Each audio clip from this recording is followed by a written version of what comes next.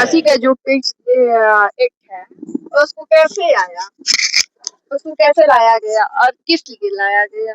पिट्स act 1784 का Pitt's India act, जिसे पिट का भारत अधिनियम कहा जाता है।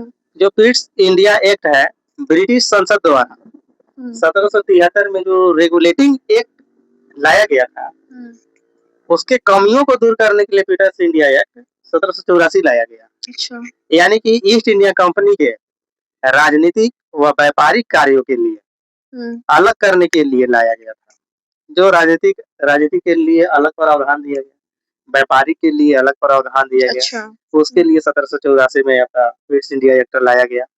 इसका नाम तब के ब्रिटेन के जो प्रधानमंत्री थे, विलियम पिट, उनके नाम पर पिट्स इंडिया एक्ट रखा।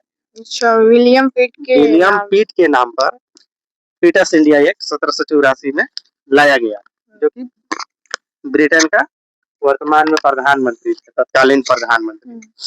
अब इसका हम लोग मुख्य विशेषता देखते हैं कि मुख्य विशेषता क्या था जो पिट्स इंडिया एक्ट आया। मुख्य विशेषता था दोहरी शासन प्रणाली। अच्छा। यानी कि कंपनी के व्यापारिक मामलों के लिए कोर्ट ऑफ डायरेक्टर और राजनीतिक तथा प्रशासनिक मामलों के लिए बोर्ड ऑफ कंट्रोल की स्थापना की गई, जिसको दोहरी शासन प्रणाली कहते हैं। और सेकंड पॉइंट है आपका ब्रिटिश आधिपत्य, यानी कि जो ब्रिटिश का जो काल था तो उसको समाप्त कर दिया गया था, आधिपत्य कर दिया गया था।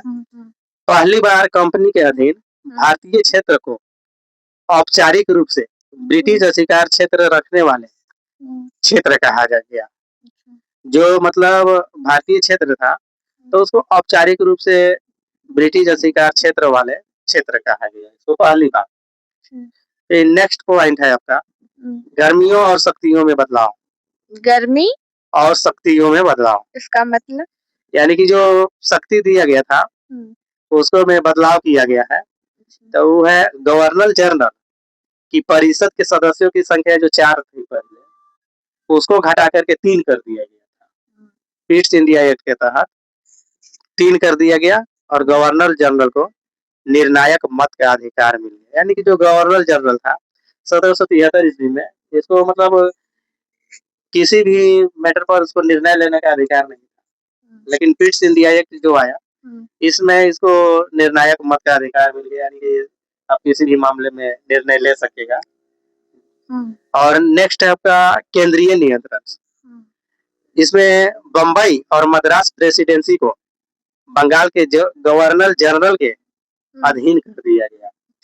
यानी कि सेंट्रल बोर्ड का जब गठन हुआ तो उसमें बम्बई और मद्रास प्रेसिडेंसी जो था वो पहले बंगाल के गवर्नर जनरल के पास नहीं था, लेकिन इसके बाद जो आया पिट्स इंडिया एक्ट 1784 का, उसमें आपका बंगाल के गवर्नर जनरल को अधीन कर दिया गया। जो भी देख रेख है बंगाल का गवर्नर जनरल देख रेख करेगा। ये बोले आप गर्मियों और शक्तियों में, ये तो नरम दल और गरम दल के नाम से जाना जाता था ना? नरम दल और गरम दल के नाम से जाना जाता है। उसी को नरम हो गया आपका शक्ति के बदलाव के लिए, और गरम के लिए आपका जो गर्मियों है उसको किया गया जिसे गवर्नर जनरल की परिषद के नाम से, मतलब जो सदस्य की संख्या था 4 संख्या था पहले, तो उसको घटा करके 3 कर दिया गया। तो नरम दल जो थे वो अंग्रेज का खिलाफ भी नहीं थे और उसमें मिली भगत भी नहीं थी।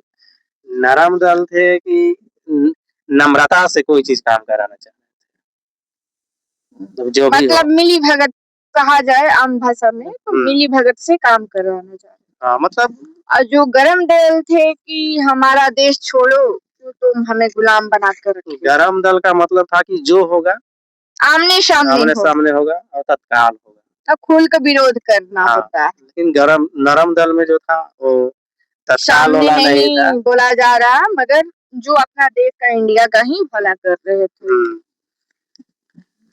Thank you. इस वीडियो को देखिए और लाइक करिए और सब्सक्राइब करिए हमारे चैनल को, और अपने दोस्तों में भेजिए जिसे शिक्षा बहुत अच्छे से मिले, और इसे हम बहुत अच्छे से एडिट में बनाएंगे, एक एक शब्द को बारीकी से समझा कर बनाएंगे कैसे आया और किस तरह से आया और क्यों आया। इसके लिए हम पूरा फुल वीडियो लाएंगे जल्दी। समय के अभाव के कारण देखिए ये वीडियो और बताइए फिर कमेंट करके।